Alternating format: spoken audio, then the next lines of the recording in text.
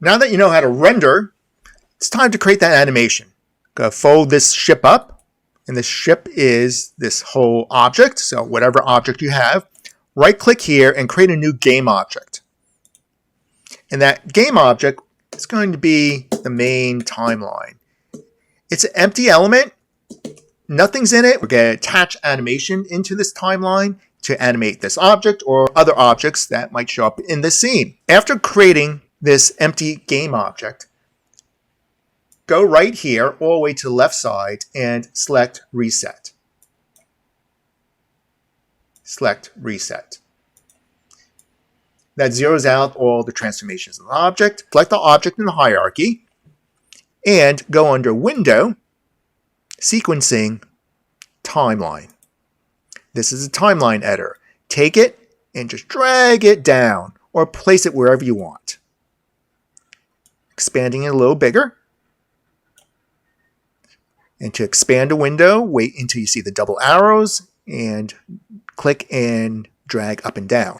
Click on Create to create a new timeline, and this is going to be the main timeline, which currently says Main Timeline. Save.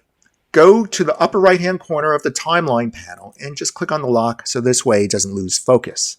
A simple animation can be created in just maybe a bobbing and a turning of this object. Click and drag this object from the hierarchy and drag it down here into the left side of the timeline and release. From there, select Add Animation Track. When you release it, this window will pop up, this little panel. Select Add Animation Track. And we're almost ready to animate. This is your timeline. To pan your timeline, hold down the Option and middle mouse button. Here's the number of frames, starting at 0, 60, which represents 2 seconds of animation. If you want to jump there, not 60, 59, just typing in 60 will jump you there.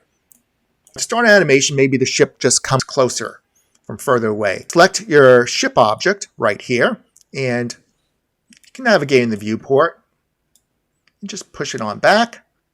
We'll adjust the camera right after this. Click on Start Recording there. And when you start recording, you'll see this red line pop up. To make your first keyframe, just move on over and just move your object a little bit to start recording. And you'll see now in the inspector, all these fields are red to represent a key being recorded.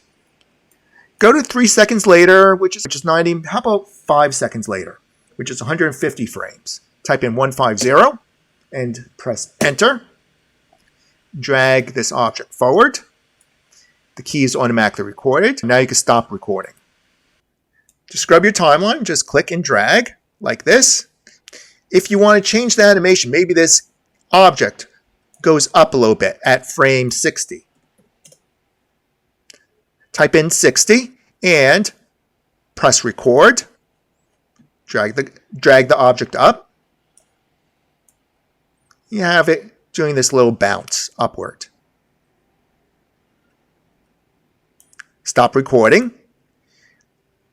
To play the animation, besides dragging the timeline line like this, just click the play button. And there's the moment of animation. Also, you could go to the game view here and click on play.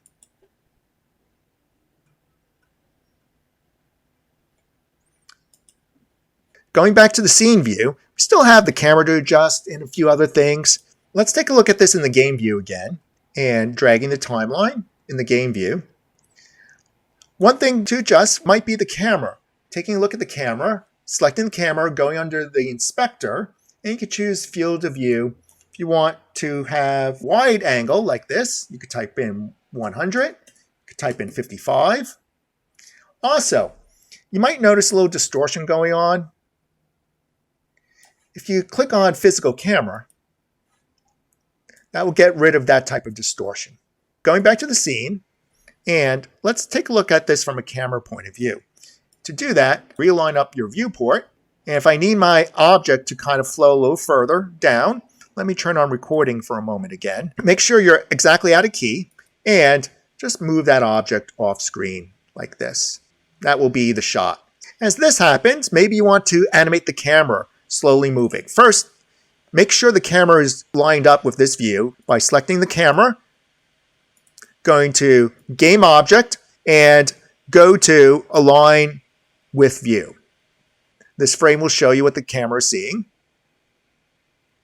Now that we got a ship animating, let's animate the camera and then render all this out. Go back to your scene and, just like with the other object, just drag the camera down into this area and select Add Animation. Click on the camera to see the preview and also to make it in focus right here. Click on Record at frame 0. Move the camera a little bit. You can scroll on out because the real preview of the camera is here. This is just a scene view. We'll click on the red axis, in my case, and just move it a little bit just to get the camera's key recorded.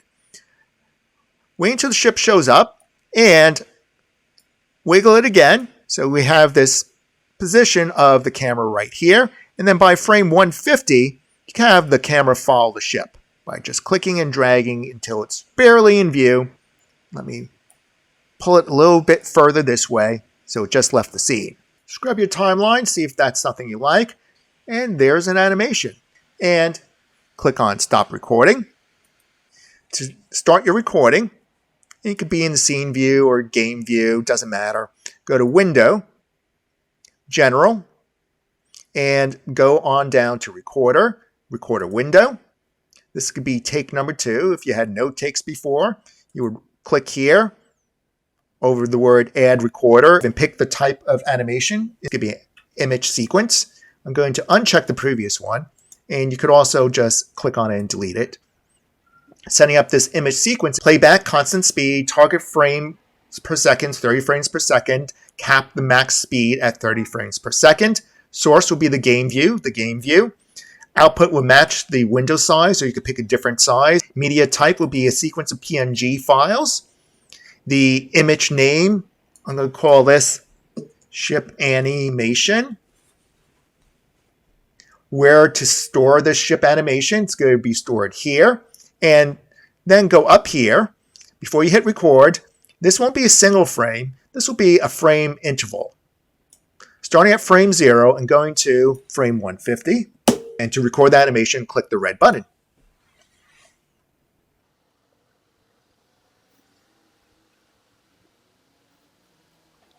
The frames are being processed, not real time, but it's a heck of a lot quicker than rendering in Arnold in Maya or other high-end renderers. And that's it. The last part is to put all these images together into an animation. Convert all those frames that were just rendered out from Unity into a video clip. Open up Premiere, After Effects, or whatever application you enjoy. And it's usually the same process. File, import, and in After Effects, select File, individual file. Select the first image in the sequence. This was a still, not that one, this one. Make sure PNG sequence is checked. Same thing in Premiere, and you'll see that in other applications as well. Click on Import, and everything gets imported as a clip. All you have to do in After Effects, drag that clip down here. And this is your timeline. Press the space bar to preview it. If I want to clip the clip right here, end it right there, press the N key to trim the workspace to this end. And now you can view your animation over and over again. To export this, go to File, Export, and add to Media Encoder. Wait for it to show up in Media Encoder. Select your outputs, and H.264 is the output for this to make an MP4 file. Click on a location to save this. And click the green button to render. When it's all done, find it on your hard drive, Media Encoder, just click that link, and preview your video.